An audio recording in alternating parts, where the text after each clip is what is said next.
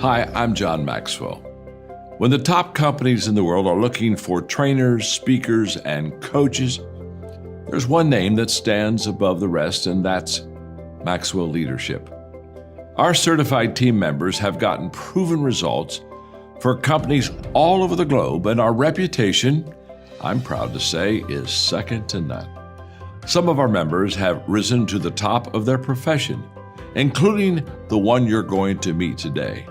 I proudly introduce you to my friend Bob Fabian Zinka. Welcome to the Leadership and Success Podcast with your host, Coach BZ, where we help you lead with purpose and succeed with impact.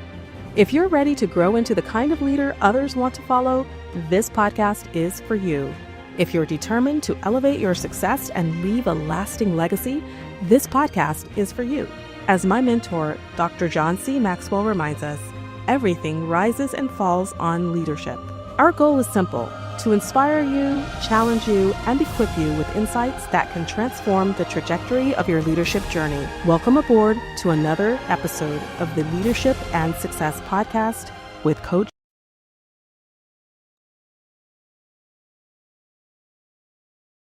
When you roam, they will lead you. When you sleep, they will keep you. And when you awake, they will speak with you. For the commandment is a lamp, and the law a light. Reproofs of instruction are the way of life. Reproof of instruction are the way of life. Wow. So healthy leaders, they welcome instruction, correction, and boundaries. Always open for feedback. Accountability doesn't limit leadership. It really protects it. It's like the guardrail to keep you protected and doing what you are meant to do. So application. So build personal and professional accountability structure. Encourage dissent and constructive feedback, even from people who don't like you, because in all of the dirt that comes out of their mouth, there might be a nugget of gold which could make the difference. And many times, a few people throughout my life, for whatever reason, they didn't like me and they would just criticize me. They thought they were hurting me, but actually by their criticism, they helped me get better, because I'm like, yeah, this one thing that they said is valid. Everything else is a bunch of nonsense, but this one here is true. I need to change. I need to get better. So they helped me get better. It reminds me of a story Esmos told me when I was a teenager. I think it was a goat or something fell into a ditch, and then the owner was very, very sad and crying, and he thought, okay, my goat is dead. So it started putting dirt in the well in order to bury the goat. But every time the dirt would fall on the goat, he would just shake it up and then step on top of the dirt. And they did it over and over and over again until there was so much dirt underneath the feet of the goat that the goat was able to jump out of the well. But again, another illustration. I don't know if that's a true story or not, but I like it. And what it means is, even when people put a lot of dirt on you, just shake it off, keep the gold, get rid of the dirt, and you step on top of it, right? So you use it as a point for you to move up to the next level. That's wisdom. All right. So normalize coaching at every level, even from the people who report to you or the most junior people on the team. Do not ignore those just because they are junior. Again, they may have a way of looking at things and experience or knowledge that I interviewed Chris Robinson. I believe it was on season 4, episode 1 or 2 last year in 2025. So you can go to your favorite podcast platform and listen to it. Okay. So the insight: leadership erosion happens slowly. It doesn't happen overnight. It's very, very slow. Food delay, comfort, and excuses. It's kind of like the frog, right? You put the frog in room temperature water, the frog is fine, and then you start turning up the heat little by little, degree by degree, and the frog is not going to notice that the water is getting hot. Because if you put a frog in hot boiling water, it's going to jump right out because it's too hot. But if it's room temperature and then it's just 1 degree higher, 1 degree higher, 1 degree higher, and by the time it's going to be boiling, the frog will die. So that's kind of the image for this. Erosion doesn't happen overnight. It's just little by little by little. It takes time. And people don't realize it, and before they know it, then it is too late. So the greatest threat is not failure, but drift. Okay, so application: conduct regular self-assessment and team retrospectives. Replace comfort metrics with growth indicator, and address small lapses before they harden into habit. Because I think what you do continually becomes your habit, and your habit, I believe, will direct your destiny. All right, lesson number 4. Character failure is a leadership failure. That's verses 12 through 15. Character failure is a leadership failure. Go. A worthless person, a wicked man, walks with a perverse mouth. He winks with his eyes. He shuffles his feet. He points with his fingers. Perversity is in his heart. He devises evil continually. He sows discord. Therefore, his calamity shall come suddenly. Suddenly, he shall be broken without remedy. Now, you notice that the calamity comes suddenly, but the action of that perverse man was not sudden. It was consistent over a long period of time. And when the bucket got full, then calamity came. What I'm also saying is if you do the right thing, the bucket is going to come full, and the blessing will come, and the rewards will come, right? So good or bad, good or evil, it is really up to you. Your action will dictate what is going to happen to you. There are a lot of things we absolutely cannot control, right? We have no control on the weather, maybe no control on the economy or politics, or a lot of things that's just above our control. But there are some things we can control: the way we think and what we do, how we respond to what happens to us. So all right, welcome to another edition of the Leadership and Success podcast. Today, we are reviewing what we did on January 6th, which was a study of Proverbs Chapter 6. This is not a religious study, but it's looking for ancient wisdom, being mentored by the book of Proverbs, really digging into ancient wisdom and leadership lesson from the book of Proverbs. All right, so I've played you about 3 clips from the original episode from January 6th. Today, we are going to have what I call AI recap, artificial intelligence recap. So I will have 2 videos all done with artificial intelligence. The first one is about 7 minutes, and the second one about 10 minutes. So about 17 minutes total, which I am going to play to give you a summary of what we talked about on January 6th.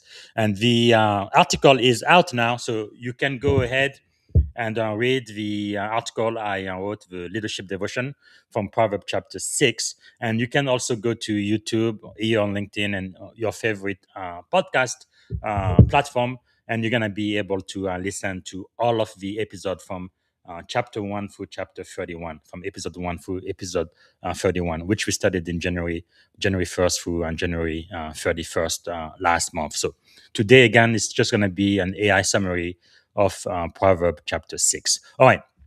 Before we do that, for our moment of gratitude, which we have to be grateful every single time we meet. Actually, before I get to it, let me know where you are joining us from, what city, what state. Let me also know what you are grateful for. I'm about to tell you what I am grateful for today. If you watch yesterday's episode, I think you will have a clue. But also, as you listen to this AI recap from Proverbs Chapter 6, also let me know 3 to 5 takeaways from today's lesson. And out of those, let me know one principle that you intend to put into practice today.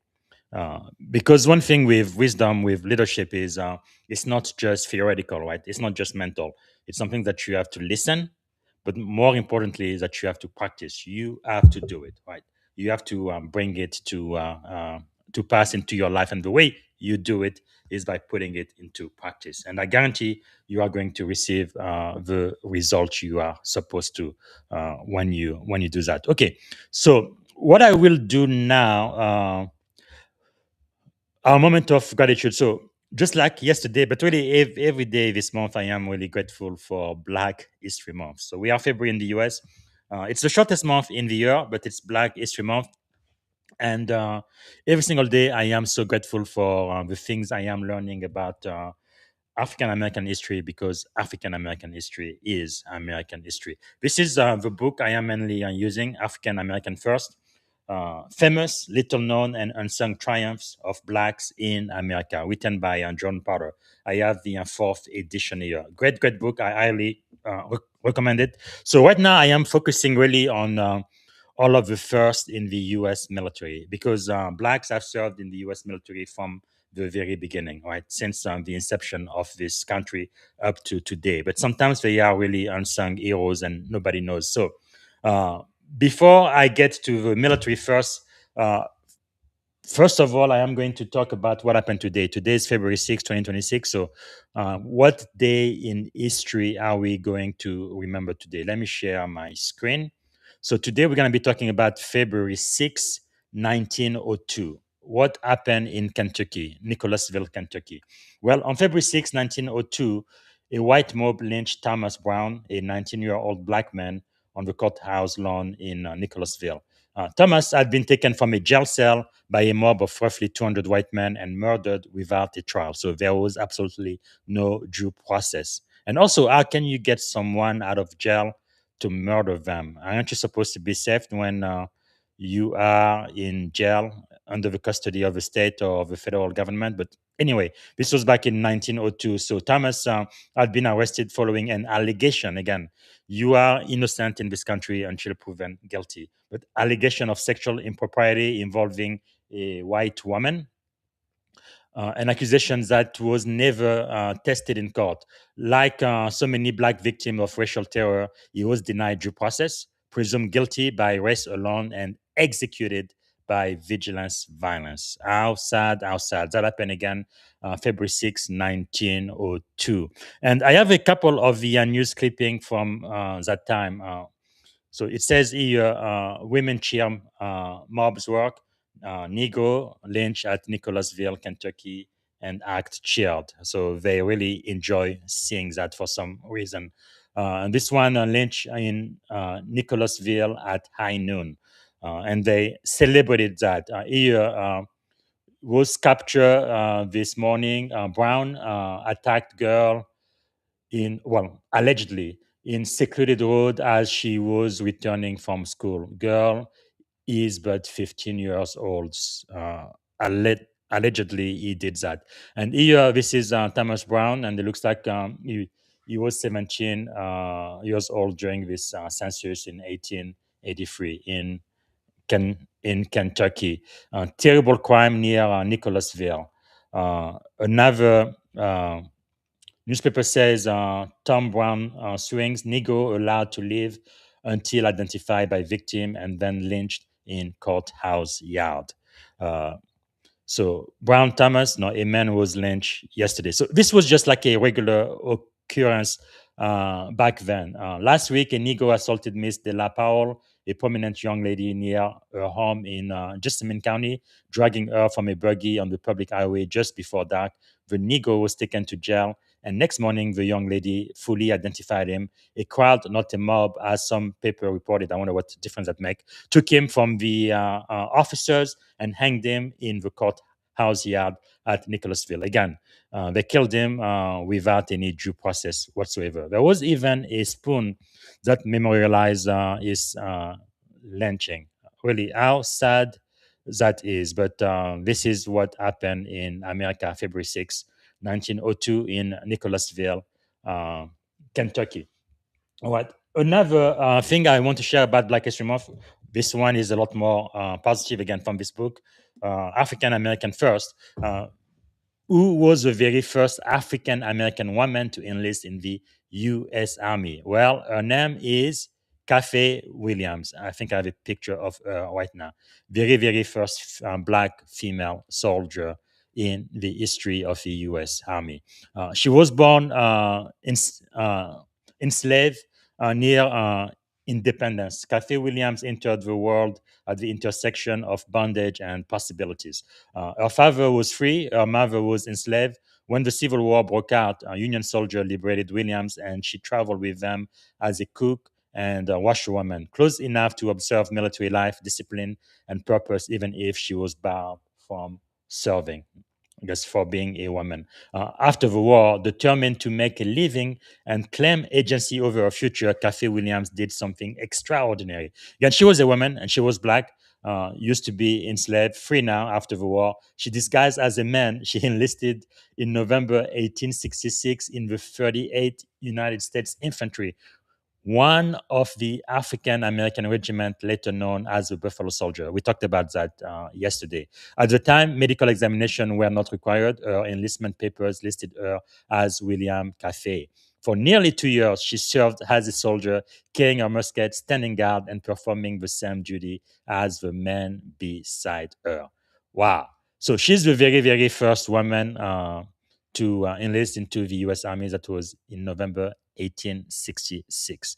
And again, her name, Caffey Williams. How extraordinary. All right. So now what I'm going to do, I'm going to play the two AI clips summarizing Proverbs Chapter 6. Again, originally, we recorded this on January 6th, and you can go on your favorite podcast platform and listen to it. So now we're going to give you the summary. And after that, I'm going to give you two more clips from the original broadcasting, and that should be the end of it. Again, while you are listening, I want you to think about 3 to 5 takeaways that you are going to take from today's lesson, and also think about one principle that you are going to put into practice, because wisdom isn't wisdom until you actually do it. You don't know anything until you actually practice it. It's by doing that you get to know. All right, let's listen to the first 7-minute AI recap. Hey everyone, and welcome. You know, when we think about great leadership, we probably picture these bold visions and big, inspiring speeches. But what if the most important part of leadership isn't really about what you build, but what you prevent from breaking in the first place?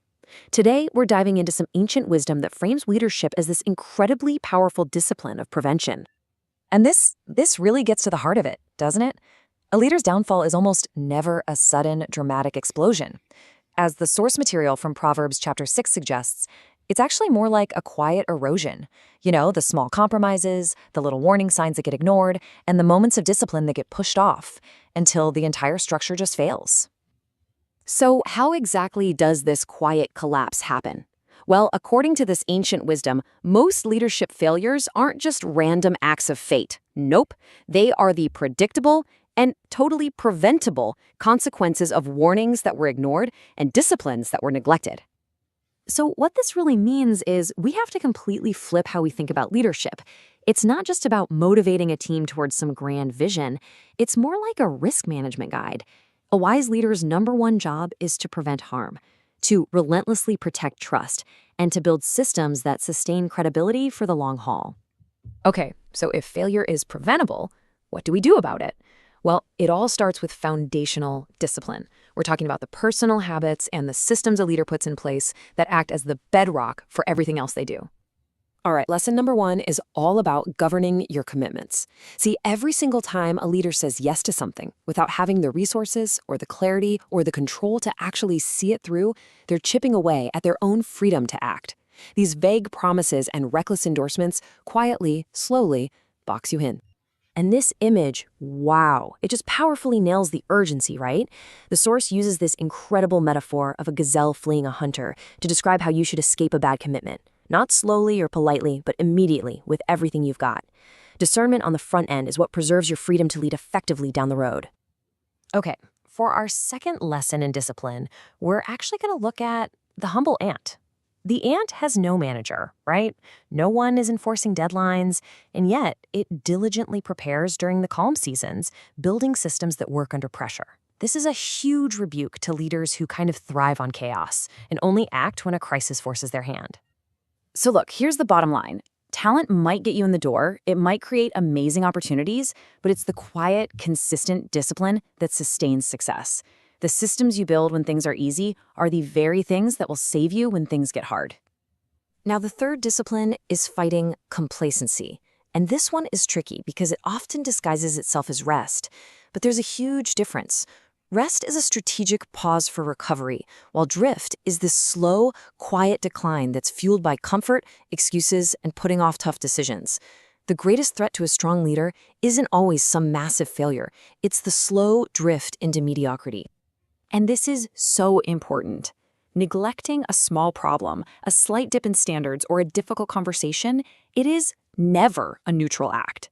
Every single time you choose to ignore something, you are actively choosing decline. You have to address those small lapses before they harden into these destructive, culture-defining habits. Okay, so now let's zoom out a bit. Let's see how this all scales up from the individual leader to the entire organization. A leader's personal discipline, or their lack of it, doesn't happen in a vacuum. It directly shapes the health of their team and the culture they create. You know, there's this really dangerous myth in the leadership world today, this idea that results can somehow make up for a lack of character. Well, the source material is crystal clear. This is false. Deception, manipulation, hidden agendas, they destroy trust far more quickly and permanently than incompetence ever could. And just like those leadership failures we talked about, the erosion of trust happens totally beneath the surface. Each small character compromise, every broken promise, every tolerated lie, it all adds up, unseen, until the consequences just arrive all at once. The collapse feels sudden, but man, it was a long time coming. In fact, the source identifies 4 behaviors that are pretty much guaranteed to destroy a healthy culture: pride, deception, injustice, and discord. The text is adamant that these are not just personality quirks you can manage around. They are leadership disqualifiers. They are basically poison to a team. And here's the thing that you have to remember. Your culture is a direct reflection of the worst behavior you are willing to tolerate.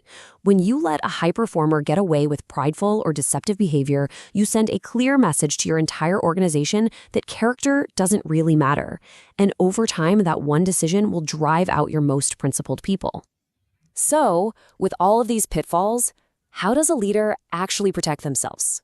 Well, that brings us to our final theme: the systems and the guardrails that are absolutely essential for sustaining integrity over a lifetime of leadership. Let's completely reframe how we think about accountability. It's not a punishment, right? It's not a limitation, it's protection. Think of it like guardrails on a winding mountain road. Those guardrails don't restrict your freedom, they preserve it by preventing you from driving off a cliff. Healthy leaders don't just tolerate correction, they actively welcome it. And this leads to a really direct question for every single one of you listening. Who in your life has explicit permission to tell you you're wrong, to challenge your assumptions? And, this is critical, do they actually know they have that permission? The leaders who grow the fastest are always the most coachable. The final lesson here is all about the nature of integrity itself. It's not this switch you can just flip on for public meetings and then turn off in private. It's cumulative. Every private choice, every small compromise weighed when no one is watching, it all adds up. And eventually, those private choices have very, very public consequences. Wow, this quote just perfectly captures the point. Your credibility isn't earned during the big presentation. It's forged in the 1,000 small, unseen decisions you make every single day. The source's advice here is profound. Don't just try to manage temptation, flee from it. Proactively design your life and your environment to eliminate unnecessary risks before they even have a chance to test you. Okay, so after digging into all of these lessons, what's the one big idea we should really walk away with? Well, it all comes down to cultivating a prevention mindset. The wisest, most effective, and most enduring leadership isn't always the loudest or the most visible. It's about the quiet, disciplined, preventative choices made in private that build and sustain the credibility you need to lead effectively in public. So let's just summarize it like this. A wise leader, they manage risk before it becomes a crisis. They guard trust like it's their most valuable asset. They build systems to protect their integrity, and they choose discipline on their own terms, long before consequences arrive, and force the lesson on them. And that leaves us with one final, and honestly, the most important question. This isn't just about listening, it's about doing. Looking at your own leadership, your own habits, and your own team. What is the one disciplined, preventative action you will commit to taking this week? Thanks for watching. Welcome to the podcast. Today we're diving into ancient wisdom from Proverbs Chapter 6 and how it informs modern leadership. I'm excited. This topic really blends timeless insights with today's realities. What really grabs your attention? Right off the bat. Well, The main idea is that leadership failures rarely happen from one big mistake, but rather from a series of small compromises, delayed decisions, and unchecked behaviors that slowly turn into the new normal. Yes, it's like those tiny drops of water that eventually wear away stone, right? Exactly. And Proverbs 6 warns us that authority and trust can erode quietly. It emphasizes that reckless commitments, like co-signing obligations or pledging loyalty without clarity, can sabotage leadership before we even see the crisis emerging. Right. So you're saying that even well intentioned decisions can be dangerous if they're not backed by careful judgment? Yes, absolutely. Leaders can unintentionally surrender their freedom by saying yes to too many things without clear authority or proper risk control. It's like overcommitting in a way that you're trapped by bad promises. That definitely makes sense. And I suppose that ties into building proper governance structures, doesn't it? Right. Governance is key. The lesson is to guard your authority and commitments fiercely. If you're in a situation where you realize you're caught in a bad deal, act fast. Imagine needing to run like a gazelle escaping a hunter. No time for hesitation. I love that image, it's so vivid. But help me understand, how does this concept of quick action fit into broader leadership systems? Well, that leads us into the next lesson. Discipline beats talent. It's really about working like the ant, quiet, consistent, and preparing well in advance. Talent might create opportunities, but discipline sustains success, whether you're in military command or running a Yep. tech startup. So it's basically saying that consistent systems and habits are way more important than just relying on raw talent, right? Exactly. It's like, talent might bring the spark, but discipline is the fuel that keeps the fire burning over time. Leaders should build systems that work even when they aren't in the room. I totally see that. I mean, without a strong system in place, even the best can crumble when pressure mounts. Spot on. And then there's the subtle danger of complacency, a leadership choice, really. Proverbs warns that complacency creeps in under the guise of comfort. It's a whisper saying, just one delay, which can slowly lead to a dangerous drift. That drift is so insidious, isn't it? It sounds like the difference between healthy rest and a decline into lethargy. Yes, exactly. It's about actively choosing growth over stasis. Leaders need to replace complacency with indicators of progress and regularly assess if those little lapses are turning into habits.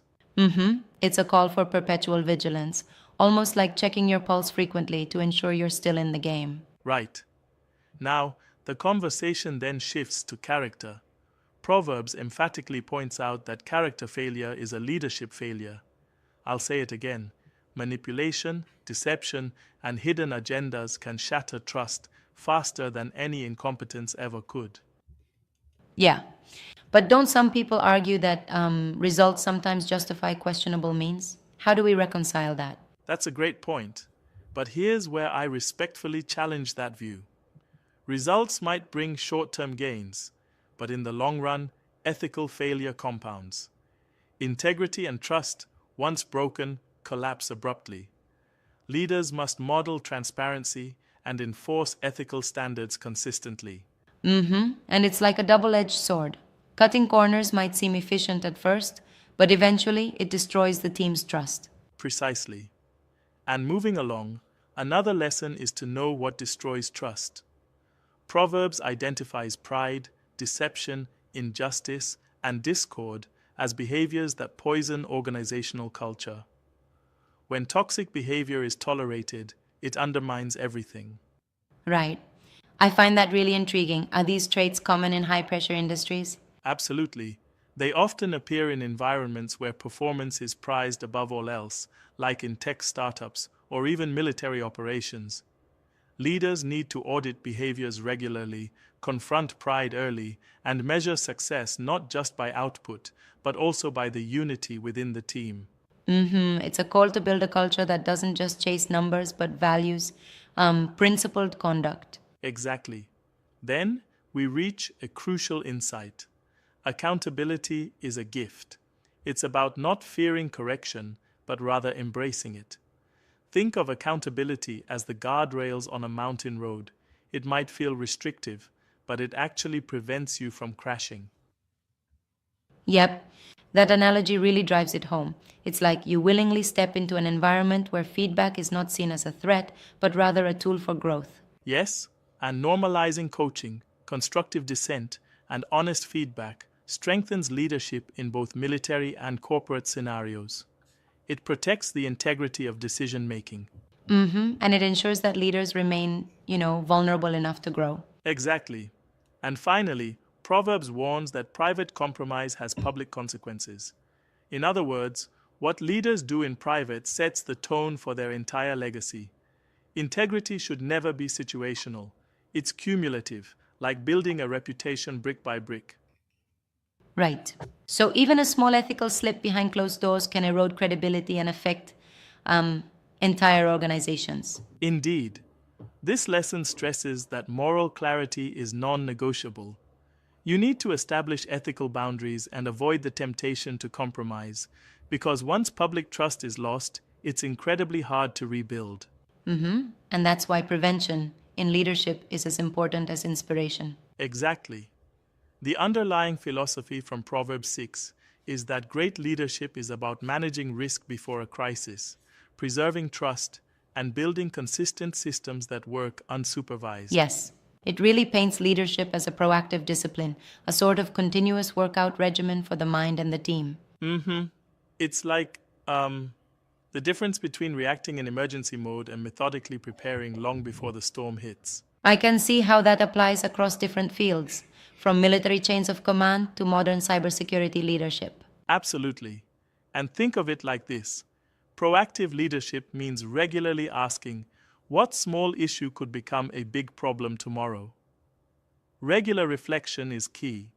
Leaders must constantly ask themselves, where might commitments be creeping in? Where has discipline slipped? And how can character remain unblemished? It's like maintaining a balanced ecosystem. Every part has to work seamlessly to keep the whole system healthy. Right on point. Proverbs 6 isn't about imposing rules. It's about cultivating wisdom and fostering a culture where every decision is weighed against long-term impact. Yep, I think the most challenging part is, honestly, for leaders to be honest with themselves, recognizing those gradual, seemingly insignificant compromises before they escalate. Exactly. Self-reflection and accountability are paramount. These lessons remind us that leadership credibility is built in private and tested publicly. It's a great reminder for us all to check our own actions regularly, ensuring we never let effective risk management slip into complacency. And it makes you wonder, what one disciplined action would you say is critical for any leader to implement immediately? I'd say it's about establishing clear accountability measures that prevent you from being too comfortable. A leader might set a routine self-assessment process, ensuring that any compromise doesn't start as a whisper. It's like setting up early warning systems. I agree. It's both humbling and empowering. It really challenges us to lead with integrity in every facet of our lives. Absolutely. And while these lessons come from an ancient text, their applications are strikingly modern. They speak to universal truths about risk, discipline, and accountability, whether you're in a boardroom or on a battlefield. This discussion really shows how age-old wisdom can help modern leaders navigate our complex, high-stakes world, right? Right. It's about preventing harm long before the crisis hits, by guarding authority, championing discipline, and never compromising character. These are the pillars that sustain true leadership over time. And that's a powerful takeaway. I think every leader listening could reflect on these points and consider where small decisions might be piling up. Exactly. So, as we wrap up, let's pose a question to all the leaders out there. Which leadership lesson from Proverbs 6 challenges you the most? And what discerning action can you take today to fortify your own systems? Right. Thanks for this deep dive. It's been insightful to see how ancient wisdom remains incredibly relevant to modern leadership challenges. Absolutely. Until next time, keep questioning, keep growing, and lead with unwavering integrity. Thanks for tuning in, everyone. Stay disciplined and keep that. Okay, lesson number 6. Accountability is a gift. So we're going to read Proverbs Chapter 6, 20, 21, 22, and 23. Accountability is a gift. My son, keep your father's command, and do not forsake the law of your mother. Bind them continually upon your heart. Tie them around your neck. When you roam, they will lead you. When you sleep, they will keep you. And when you awake, they will speak with you. For the commandment is a lamp, and the law a light. Reproofs of instruction are the way of life. Reproof of instruction are the way of life. Wow. So healthy leaders, they welcome instruction, correction, and boundaries. Always open for feedback. Accountability doesn't limit leadership. It really protects it. It's like the guardrail to keep you protected and doing what you are meant to do. So application. So build personal and professional accountability structure. Encourage dissent and constructive feedback, even from people who don't like you, because in all of the dirt that comes out of their mouth, there might be a nugget of gold which could make the difference. And many times, a few people throughout my life, for whatever reason, they didn't like me and they would just criticize me. They thought they were hurting me, but actually, by their criticism, they helped me get better, because I'm like, yeah, this one thing that they said is valid. Everything else is a bunch of nonsense, but this. We have no control on the weather, maybe no control on the economy or politics or a lot of things that's just above our control. But there are some things we can control: the way we think and what we do, how we respond to what happens to us. So those things, we definitely can control those. And we need to control what we can in order to maximize the opportunity and the probability of us realizing our goals and living out our vision and our purpose. That's completely up to us. So integrity is non-negotiable. So manipulation, deception, and hidden agendas destroy trust faster than incompetence, but leaders who operate with divided hearts fracture teams. So the application, establish clear ethical standards and enforce them consistently. Consistency, I think, is really the key here for wisdom, for success. You have to be consistent, not just once in a blue moon, but day after day, week after week, month after month, consistency. So address toxic behavior immediately, regardless of rank. When it happens, you need to address it right away. And then model transparency, especially when it costs you. All right. Easier said than done, but that's wisdom. That's leadership. So where might my action contradict my stated? Thank you for tuning in to the Leadership and Success Podcast with your host, Coach BZ. If today's episode added value to your leadership journey, be sure to subscribe, share, and join us again for more wisdom nuggets on how to lead better and achieve greater success. Remember, leadership is the most critical skill of our time. The world will always need leaders to inspire others, drive innovation, and execute meaningful strategy. So why not count yourself among the bold leaders shaping the 21st century? Until next time, stay inspired, stay committed, and keep leading with excellence.